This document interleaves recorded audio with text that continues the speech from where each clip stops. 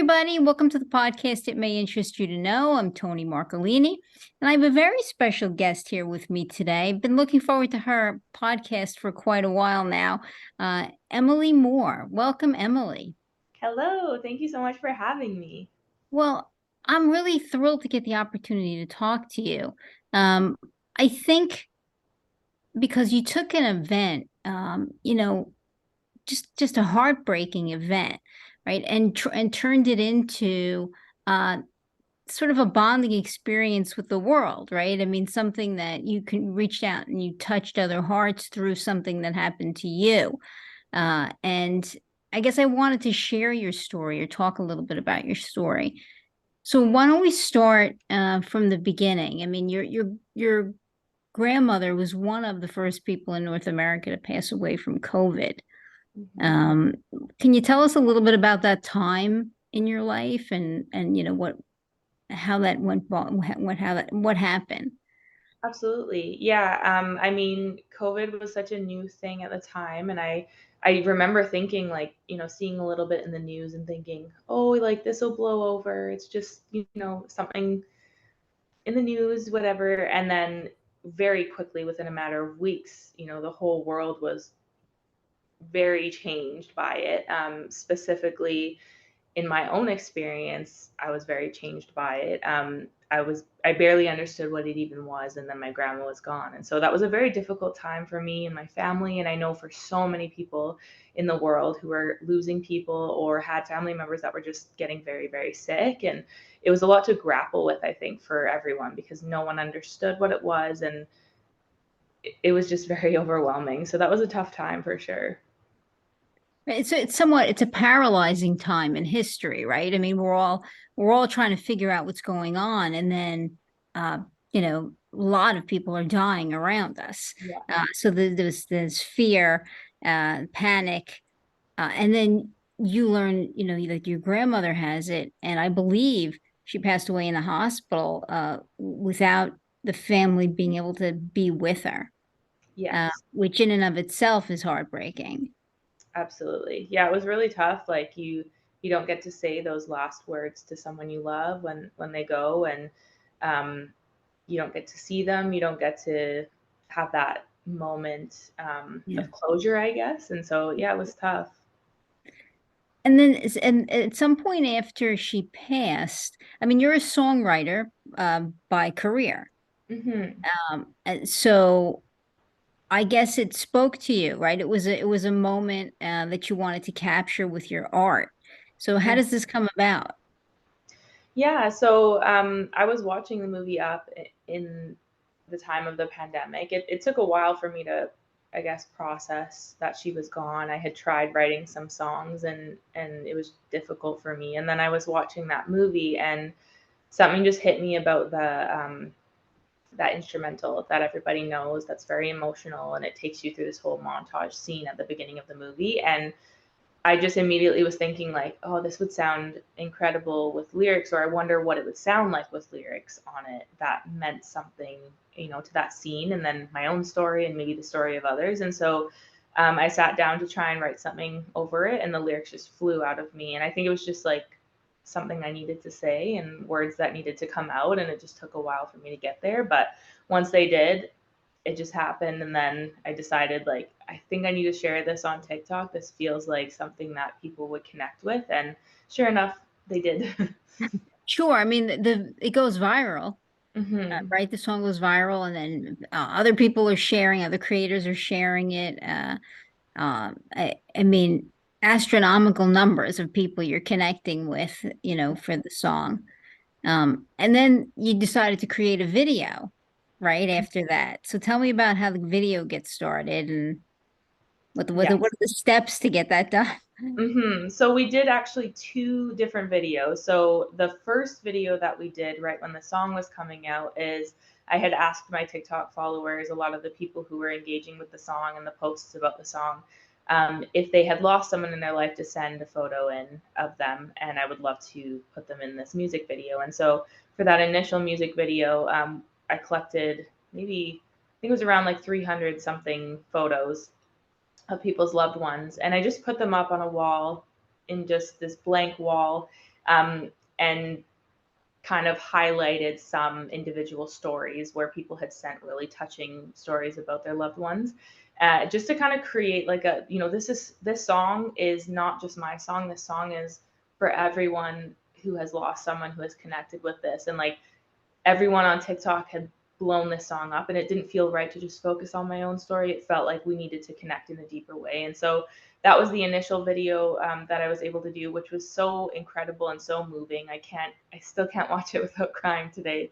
And then just about a year or just under a year later, I decided to do a hot air balloon video, which, Yeah. yeah, I go up very high in the air in a green screen balloon, and we were able to incorporate some people's videos of loved ones that had passed on. And so, yeah, it's incredible that those things were even able to come out of that moment, and I feel so lucky to have been able to do those.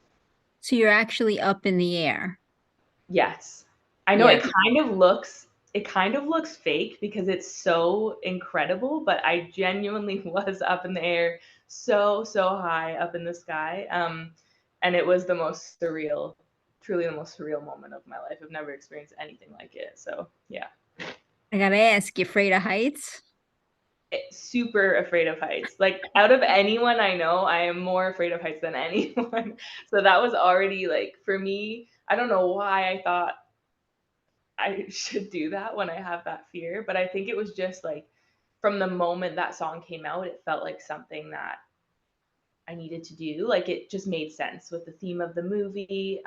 Just being able to be up in the sky in a sense, like with my grandma in some type of way, um, and to do something epic to honor lives that we've lost. And it just made sense. But I was freaking out the whole time. It was a lot of emotions and not just sad ones, like actual fear. I think so. Like I'm, I'm in a flop sweat at the top of like a Ferris wheel, So I'm thinking, Yeah, I I'm can't do thinking that it had to either. be, yeah, that had to be quite an experience. It was a lot. Give us like a little inside track. How's that filmed? I mean, is there a balloon flying next to you or what? It was all filmed on a drone. Yeah. Ah, that's So pretty cool.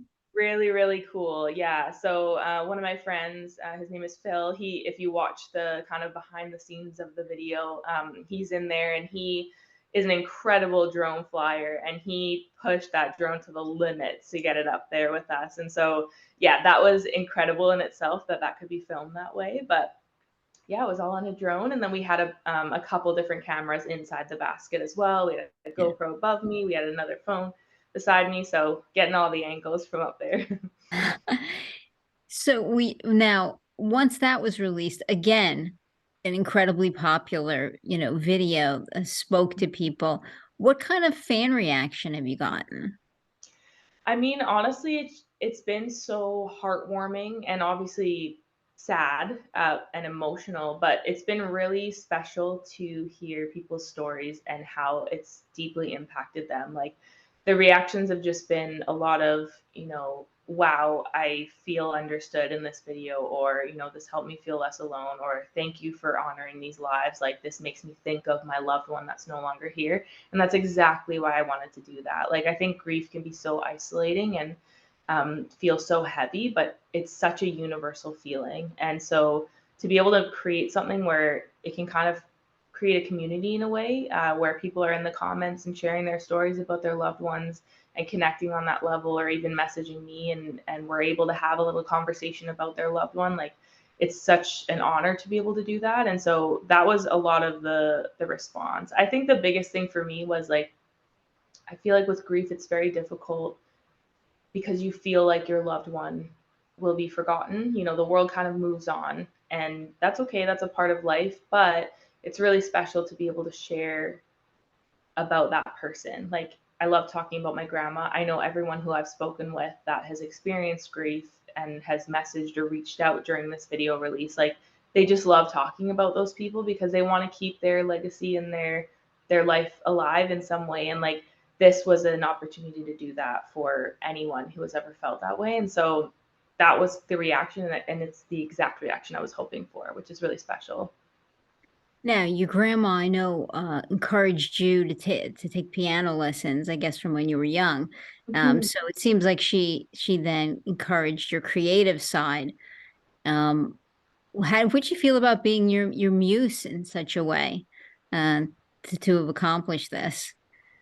I mean, I think she would love this. You know, I've talked with my family about it before, specifically my mom because it was her mom, and like she, you know, my mom played piano because of my grandma, and I played piano because of both of them. But um, my mom has said a lot like I think she would really love this, and I do think she would, and I think um, I hope that it would make her feel proud, and I hope in some sort of way she hears me or she's feeling that, you know what I mean? And so um, I think she would love it.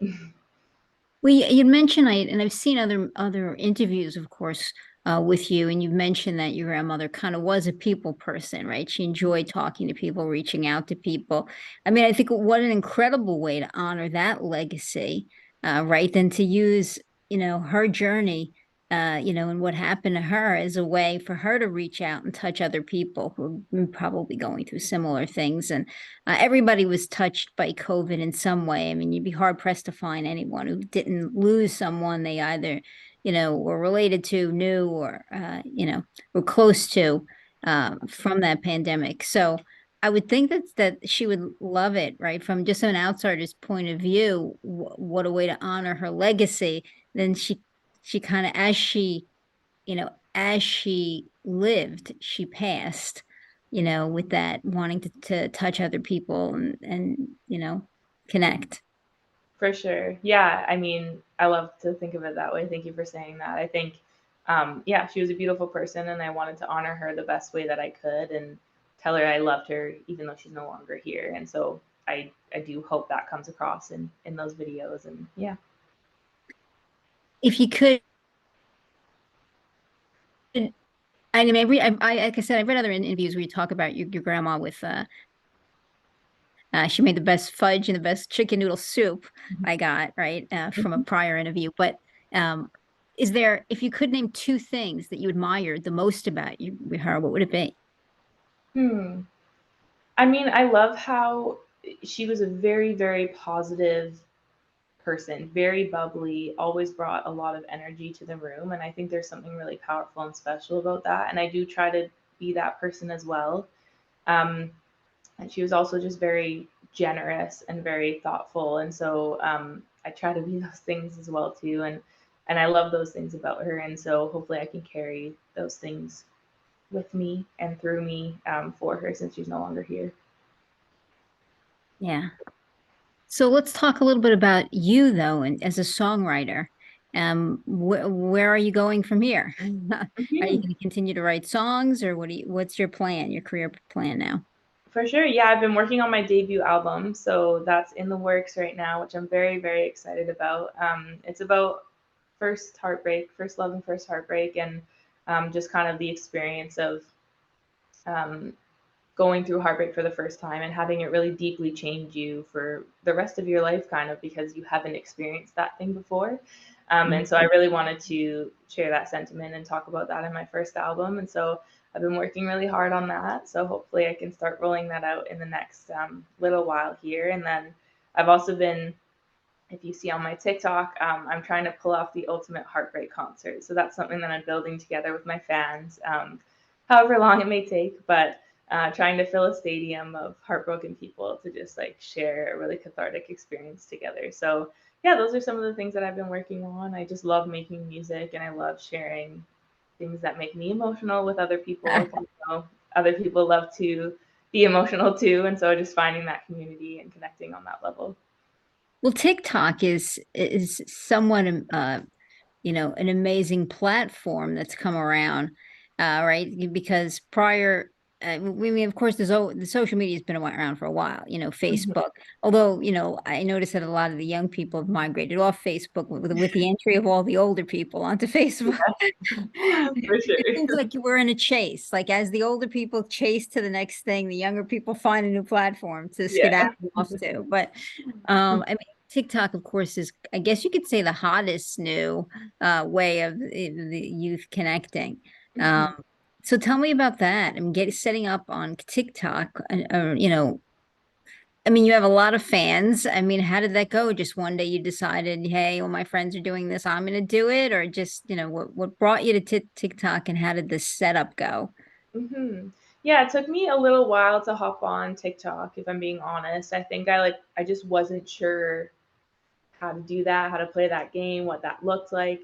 And so it took me a little longer than maybe it should have for me to get on there. But once I did, I decided like I'm gonna figure this out. I'm gonna figure out how to use this to get my music out there to other people and really create a community and create a fan base. And so once I really like dove into it, that's when things started moving for me on there. And honestly, like it's such an important thing for artists in this day and age. I know it's really challenging to get things going on there. However, like it's such a great tool, and to not use it would be foolish in my opinion. And so I kind of switched that mentality of like, okay, this is an opportunity for me, not like a hindrance. Let me get on here and be really trying my stuff on here. And so I mean, I just started posting all different types of things. And then the first thing that really took off for me was Up in the Sky, which was remarkable in itself. And so once that took off, that really built a big community from there. And then I've had a few other viral moments with, I wrote over a Beethoven song. I wrote over the Finding Nemo soundtrack. And so people really like that. And then now, yeah, I've been trying out my album, but it's just a really great place to connect, and it's such an opportunity to be able to get your music out there to potentially millions of people at the push of a button and one video, you know what I mean? So yeah, it's been really special for me personally, and like I'm very, very grateful for being able to use the app. Isn't that isn't that a really beautiful thing that your grandmother kind of you know, escorted you into that next phase, really. I mean, because you Mm-hmm. said that was kind of the point with which you push off, to go to the viral TikTok star you are now. Mm-hmm. That's kind of the starting point that pushes you, up into that next level. I have to believe that, she's smiling down, like that she was up there helping things along. Yep. Push some buttons. Yeah, yeah, Yeah. I have to believe that. So now new music is coming out. You said within the next a year, 6 months. What's our time frame? Yeah, I mean, honestly, right now, just because I'm in the finishing stages of this project, I've just been testing some songs on TikTok and seeing what people love. I think it's really important to me with my fans to give them, what they're looking for and what they would hope for from me. And so I've just been trying out different songs and seeing what people love, and then hopefully in the next little while, I'll decide what to put out next. So yeah, I'm definitely hoping for within the next 6 months to get something out. I might do a Christmas song. We'll see. I've been working on some stuff. So yeah, hopefully sooner than later we get another release going. Now, can you give us any indication of how people can get to your music at this point? Is it just TikTok? Is there a way to download the music that's out there already? Yeah, yeah, I have lots of music, original music out on Spotify, Apple Music, YouTube, pretty much wherever you listen to music, you'll be able to find mine. So if you just search my name, all of it's there. I have in my first year of releasing music, I put out I think 10 or 12 songs, and then it came around to Up in the Sky, and I put a couple out this year. So there's lots there for you to dive into on any platform. And then the bigger music video ideas are on YouTube. So yeah. I have to just ask you, because I like to focus on creativity on the podcast. What does a creative process look like for you? I mean, do you get your ideas just from, let's say, personal life experiences? You at the Walgreens online, like while observing something and it clicks for you, or how does that work? Where does your creativity? How does it start? And then, how do you get a song done? For sure. Yeah. I mean, in terms of getting song ideas going, I love to speak on personal experience. I think that's where the best songs come from, when you really have something to say that meant something to you. And so I always try to speak from my own personal experiences. But in terms of my, obviously, with Up in the Sky, that was about my grandma. As for my other music, that's about heartbreak. It's just my experiences going through relationships and heartbreak and having a broken heart and stuff like that. So most of the time, my ideas will kind of just come to me when I'm about my day and I think of or am reminded of like a memory of something that happened in the past.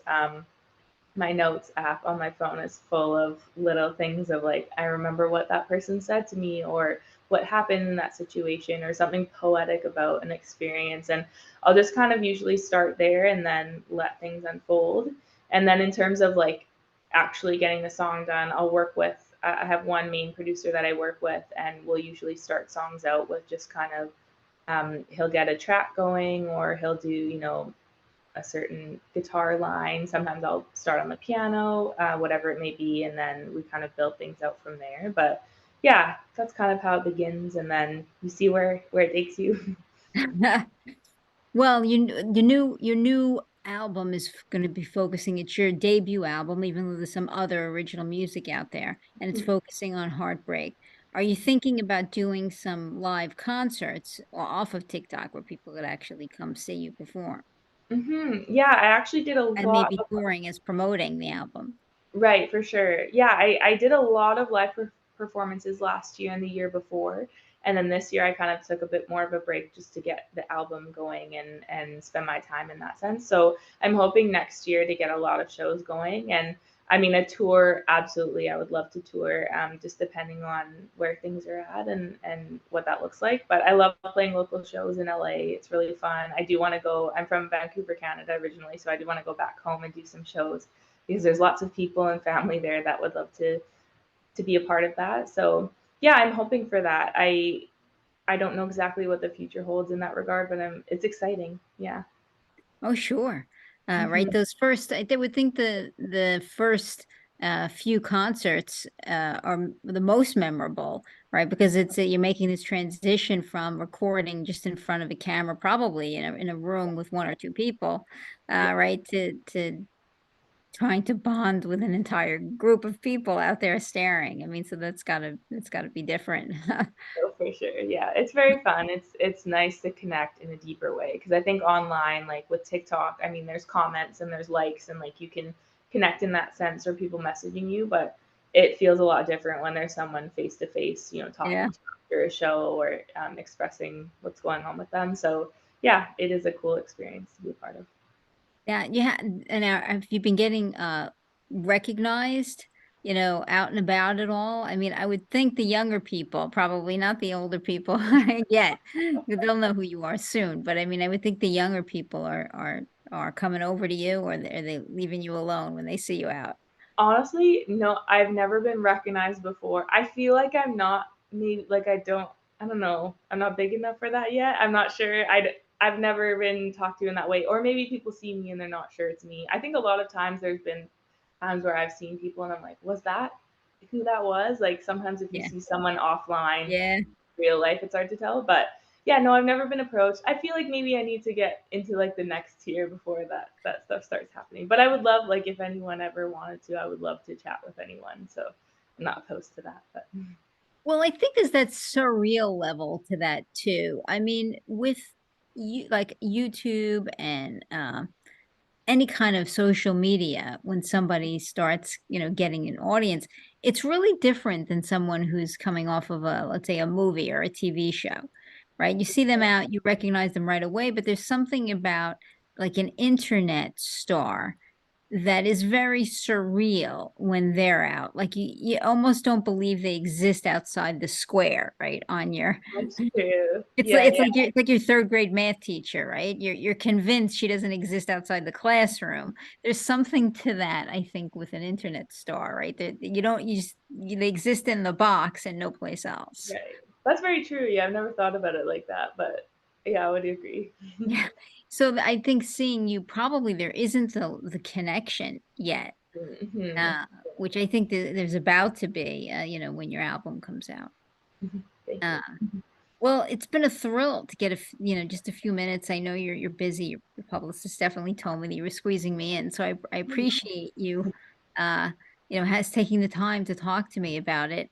And the best way for anybody who wants to connect with you is follow you on TikTok, or what do you recommend? Yeah, I'm mostly on TikTok, so I'd say that's the best place. I'm also on Instagram and then YouTube for some of my bigger videos, but TikTok or Instagram is probably the best. probably the best way. All right, Yeah. well, I'll put up, make sure links get put up so that people can get right to you.